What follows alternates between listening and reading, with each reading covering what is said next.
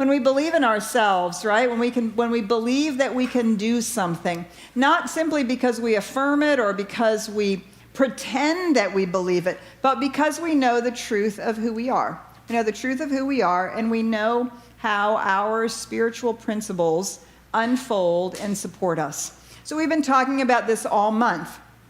The dance of spiritual guidance, of listening, receiving, being present to the divine within, and then taking responsibility to act upon that, to move in the world, to be that which we are called to be. And that is the constant dance that we are invited into as we move into this deepening spiritual life. And as Chuck so beautifully sung to us, when we know this truth, right, we believe in ourselves, not some pie-in-the-sky Pollyannish, oh, I can do it no matter what, but a deep understanding that we can believe in ourselves because we know who we are.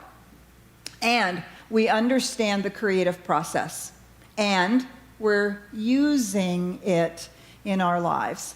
And so when we take personal responsibility for being who we are and showing up in that way, that ability, that place where we can say, yes, I can do this, I can believe in myself, becomes very, very, very real to us. And as Reverend Karen talked about, we're really going to be diving off into this in a big way as we move into our month of June, talking about big magic, right? Because we have to believe in ourselves if we're going to create magic in our lives. And we're going to talk about that process of now moving that outward into our life. But I thought, it's always really fun. I love doing this on Memorial Day weekend, it's kind of a kickback, laid-back weekend. We're all going to go and have whatever our festivities are. And for me, one of my favorite festivities is to provide you guys with a mic. And so this is an opportunity. This is really an opportunity for you to come to the mic and to bring, as Reverend Karen said, bring a topic that you'd like to have me discuss a little bit, or an issue or a question that you have about science of mind or spiritual living or your own life that might be relevant to other people. So as you feel moved, please come over here. We'll form a little line over here, and it looks like we have our first person up here at the mic. When you come to the mic, please do say your name. Make sure that so that everybody knows who you are. And we're going to go ahead and start. Good morning, everyone. My name is Michael Grundy. And if you weren't at the first service, then you get a chance to hear what I said earlier. This is the best Sunday for me ever, and I've been coming here for a long time. But I don't know a minister in my life who will have the audacity to stand up and answer any question about what they believe, about how the organization works, or any of that kind of stuff. So I came back for the second service, and some other folks did too. So my question, in the Christian religion, they have a lot of theology that goes along with the cross. And I've seen crosses represented in other religions, and it seems to be universal, whether it's an Ankh or it's a Celtic cross or whatever that might be. I've heard stuff about it represents the linearness of life and also how we can ascend and that kind of stuff. But my question is, one, do you have any insight on what that means, and how does that relate to science of mind, if it does, and all that kind of stuff? Thank you, Michael. Thank you for always asking a provocative question. So for any of you who saw Reverend Karen's pictures posted from Egypt in 5,000 years ago, they were using an image similar to the cross. It has the circle on the top, or the what is that? An oval on the top, and it's called an Ankh. And in the Celtic cross, which predates the Christian cross by probably 1,000 years, if not before, the Celtic cross is the cross it has an equilateral arms. And so they have a similar sort of equilateral image in the Hindu tradition. And ultimately, when we look at that from a metaphysical point of view, we understand that the cross represents the truth of who we are as human beings, or who we are as spiritual beings having a human experience. And so we look at the cross to represent that the vertical axis of the cross represents that spiritual reality of who we are, the internal indwelling presence, the essence of life. And it is that is connected with the one. And we understand that the horizontal axis, this is the world. This is the horizontal axis. This is our experience of life and the world. And of course, they meet in the middle, right? They cross in the middle. And we understand one of the profound recognitions that we have from the Christian tradition and the teachings of Jesus is that we see in the teachings of Jesus, we see someone who lived at the fulcrum of those two ways of understanding life, as the incarnation of the divine, as the realized incarnation of the one. And then as he moved out into the world, he showed what does it look like when we live on the horizontal axis, when we live in the world from the spiritual truth of who we are. What we tend to do is we tend to just live here, right? We tend to just want to manipulate conditions, fix things, talk about the problems, and we're always, when we're living in this realm, what we can also do is we can want to step back into our meditation, into our spiritual mind treatment. We can want to be a hermit. We can want to withdraw from the world and simply experience our relationship with the divine, experience the presence of the one, be awe-inspired by the mystery of the transcendent, and we can find ourselves wanting to withdraw from life because it's a little messy out there, right? They don't always behave the way we think they should, and so much easier just me, myself, and I to be spiritual, right? But of course, what we teach is that we actually live where those two come together. We are the fulcrum place where the spiritual incarnation is moving into the world. And so the cross is a lovely representation of that and has been used, as Michael pointed out, in so many traditions to help us remember this truth. So thank you for that question, Michael. All right, Karen, come on up here. Can y'all hear? So hang on just a second. So what's happening is we're actually going to invite people. Why don't you guys come stand over here? Because when you sit down, then somebody doesn't see that you're in line, and there you go. And then we'll just snake around, and perfect. Karen, go for it. Okay, hi. My name is Karen Fritz, and I love these Sundays too. I think it's great to hear you speak like this. My question is, I was at a talk that you gave a while ago, and you mentioned spiritual capital, and somehow did we want to be sure how we were using our spiritual capital or expending it? And I would just like you to expand on that and how you see that. And thank you very much. Yeah, great. Thanks, Karen. Thanks for that question. So Ernest Holmes says we can have anything we want. Really, we can have anything we want, but we have to pay our mental and spiritual coin for it. We have to pay our mental and spiritual coin for it. So our spiritual capital is our understanding of truth, our understanding of principle, our understanding of the creative process, our understanding of how we think the universe works, how we understand the universe to show up and God in us and as us, and our willingness to use or withdraw from that capital as we move forward in life. So, for instance, we always use sort of physical examples, not because we're always about, like, you have to have more money or a car or a house or whatever. It's just sometimes it's easier to get a hold of that example. Does that make sense, right? So let's say I decide that I want to be more abundant in my life. I can decide that, and I can ask for prayer around that, and I can seek a new job that will bring me more abundance, more money into my life. But if I continue to think about things and engage in life in the same way that I always have, do you see my outcome, my end result's going to be the same. So I have to spend my mental and spiritual coin to move myself, my consciousness, into a larger experience and acceptance of abundance.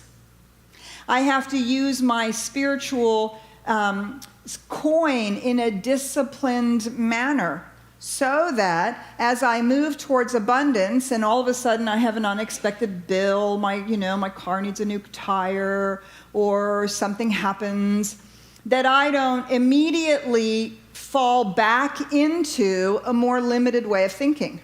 I have to use my mental and spiritual coin to stay focused on that spiritual truth, regardless of the changing conditions that I might be experiencing.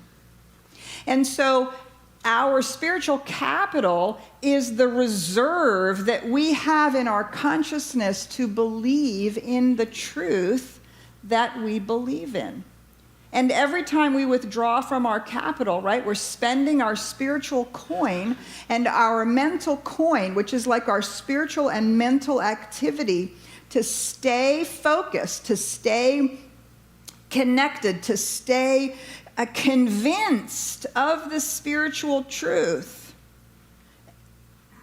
and allow that to change us, move us in the direction that we have chosen. And sometimes what we like to do is we like to say, well, all of that, I want all of that to change, but, well, I don't want to change. Why should I see it any differently than I see it? And we will argue for our limitations. No, you don't understand. You don't understand about my childhood. You don't understand about those people, those parents, those crappy things that happened to me. You don't understand about the experiences that I had at my last whatever relationship, job, blah, blah, blah. Really, you don't understand. And you see, in each case, we are now arguing for our limitations. And the use of our mental and spiritual coin is the ability or the willingness to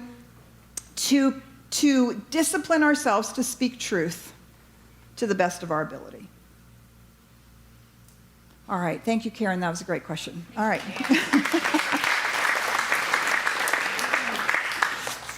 Good morning. I'm Sheila Lusfield. Hi, Sheila. How does CSL relate to synchronicity? One of my favorite words. How does CSLDallas relate to synchronicity? Well, we think synchronicity is the way that the universe is operating in our favor.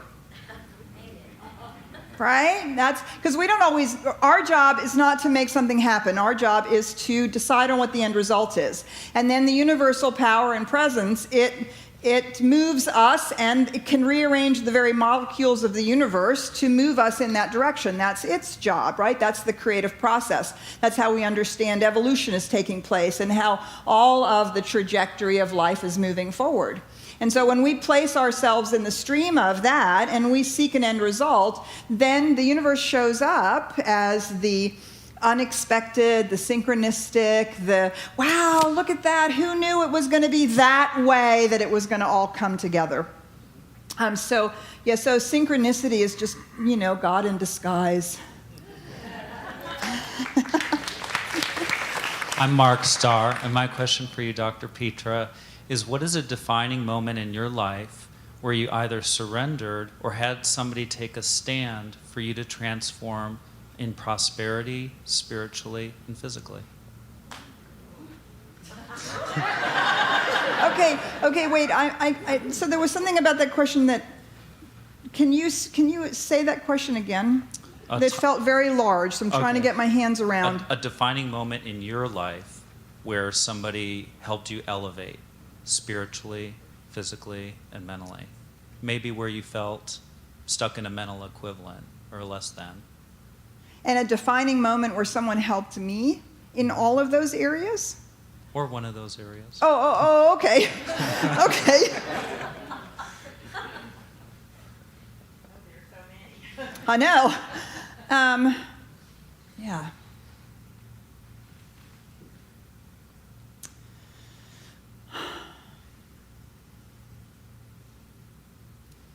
You know, so it's an interesting question.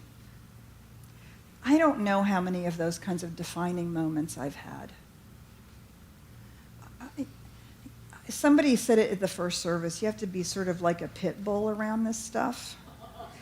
You have to just be doggedly determined. I've had a lot of people say really insightful things to me. I've had deep moments of spiritual awareness. But for me, change doesn't, maybe it's just me, but change doesn't happen in defining moments. For me, change, sometimes it happens in a way that I don't even notice.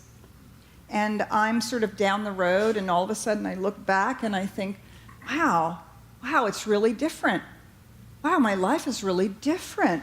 Wow, it looks like how I thought I would like it someday to look. And I can't actually tell you what was the defining moment that pushed me through. When each one of you someday takes our class Inward Journey, it's a 30-week spiritual dive. It's the deep dive that we do to really work the process in our own lives. One of the things that I say to people is somewhere along the line in this class, you will hit the wall. And your job is to stay pressed up against the wall until at some point you wake up and you realize you're on the other side of the wall and you don't know how you got there. But you will get there. You just have to stay pressed up against the wall. And I think sometimes we're looking for the miracle fix, right? We're looking for the seminar that's going to change everything, or the affirmation somebody's going to give you that's going to, we want the magic pill, right? Believe me, if I had it, I would have given it to you by now. So I don't really know how else to answer that question. For me, growth has been incremental, constant, ongoing. Sometimes with plateaus, always with people who, have held out a hand, or, that little, I need those occasionally too. But I guess the other thing I would say is I wouldn't always look for a defining moment. It's a little bit like having a deep experience of oneness in your meditation and then spending the next month trying to recapture it. Do you see trying to recapture it is the very thing that keeps it away? Let your growth be unfolding. It's the best I can do, Mark. Thanks. My name is Stacy, and I'm going to take this a little different turn. Please. I love seeing all the adults and the beautiful faces in this space, but having been a teacher of middle school, and you know this a little bit, how do we teach our kids this creative process? How do we get more of our kids involved in science of mind in what I believe will actually start to change the world? So what are your thoughts on? Tell them to come. Come on now.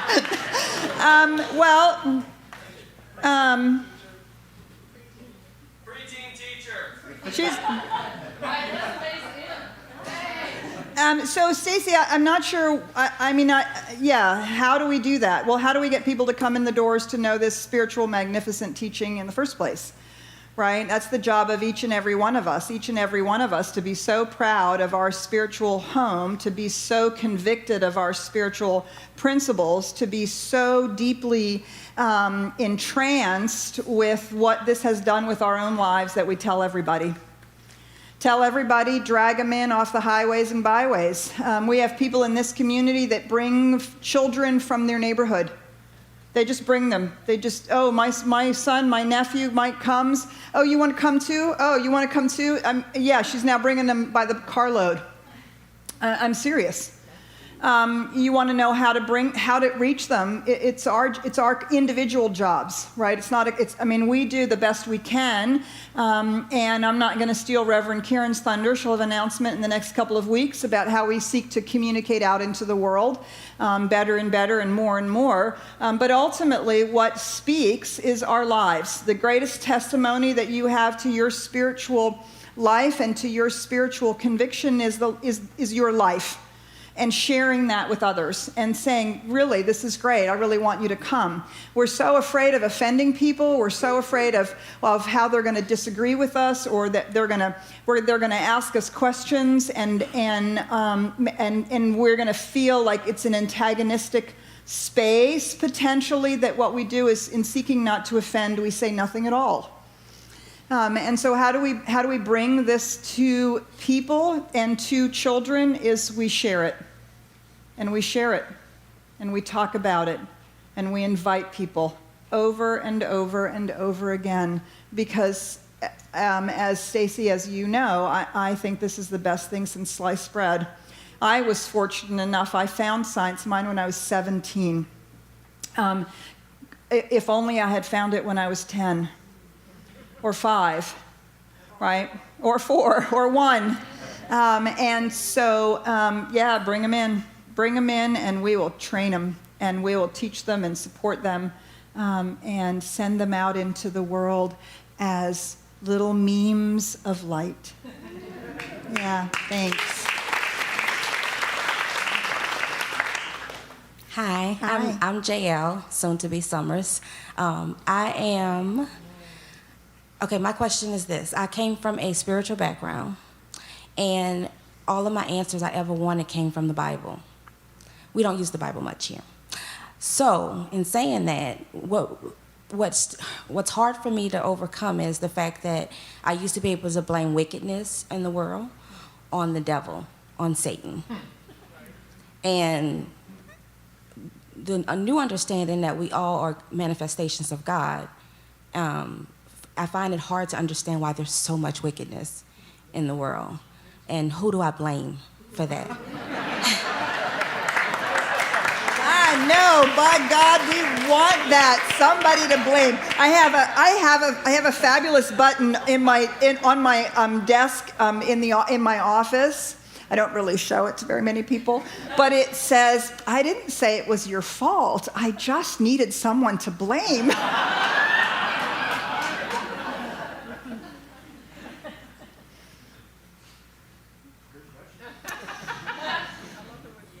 So the Garden of Eden, right?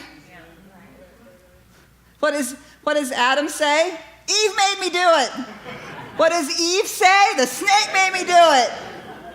So, yeah, the desire to blame, to demonstrate that we know this. And our ability to do our sacred giving and our sacred service is a demonstration that we know that this is the oneness making itself manifest in all of these individual realities, and that we can contribute, and that we are here to contribute in a way that lifts the whole. And so all the practices, right, all the practices are in support of recognizing that each one of those things deepens us, opens us, allows us to live our spiritual principles more fully and more completely. So thank you for that question, Jeff. Be in classes. The best way to dive into all of that is to go into classes. Start with Foundations in the fall. Take The Mind and the Universe starting next week with me, which is very exciting. So take classes. Thanks. All right. Hi. Yes, come on up here. Hello, everyone. My name is David Allen McBride, and I was actually introduced to the science of mind some 8 years ago by my mentor, and I was a member, and I still am, of the Center for Spiritual Living in Atlanta, Georgia. Yay. And absolutely wonderful. You probably know Paul Gagne. Yes, absolutely. And I was listening to his CDs and realized that I could actually go and see him live. And the rest is called kind of history. Don't have a question, but just wanted to make a comment. I relocated back to Atlanta in October of 2014. I looked up the center online, and I have been attempting to get here for a year and a half. I happened to be in the Richardson area this morning, and to me it's amazing how the universe works. I looked at the time, it was 10:30, and it was like, you know what? Today is the day. And I Googled it, and I took Beltline, Inwood, and I sat here at the light and I said, David, you're close. And this community, as I'm feeling the energy here, is as wonderful as it is in Atlanta, and I'm just really grateful to have found you and to be here. Yay. Thanks, David. Welcome, welcome. Good, good. Thank you so much. So we're delighted that you're here, and we're delighted, thank you so much for your patience in allowing people to ask their questions. We're going to close now because it is Memorial Day weekend. We're going to close with a recognition and a treatment, a prayer for those, on Memorial Day, those that we celebrate, those that we honor and acknowledge, those that have laid down their life, lost their life in service. Some people are called to service here in our community. Some people are called to service in the world, for nature or for whatever. And some people are called to service in uniform. And whether that's in service in the military, whether that's in service in the police department, in the fire department, these are people who have been called into service in an extraordinary way. And what an extraordinary thing it is to be called into service in a way that potentially puts your life on the line and at risk. And we know that people die in that service. So on Memorial Day, we take a moment to honor and acknowledge that, to honor and acknowledge those people, regardless of whether we agree with what they were fighting for or not. These were people who took their commitment to love to the highest level that they knew. And what an extraordinary gift. And, and when we're doing our barbecues and we think that Memorial Day is about opening the pool and having the hot dogs and hamburgers, and sometimes I think we forget what an extraordinary moment in someone's life we are honoring on Memorial Day. So I'd like to close with this prayer in honor and memory. So if you would join with me, just inviting you to go within with me. Remembering that there is one life, one infinite power and presence, one love, one truth, one absolute reality. We call it God, Jesus, Buddha, Allah, Krishna, the Force, Great Spirit, the One. This divine reality is life itself. It is love, peace, joy, beauty. It is power and presence and possibility. And that life is moving in, through, and as all creation. Each and every one of us here, all beings everywhere. Every person in service who wears a uniform, all part of the one. And so we turn especially and specifically right now, our love, our heart, and our attention to those who have served in any of the wars, put their life on the line in our own communities,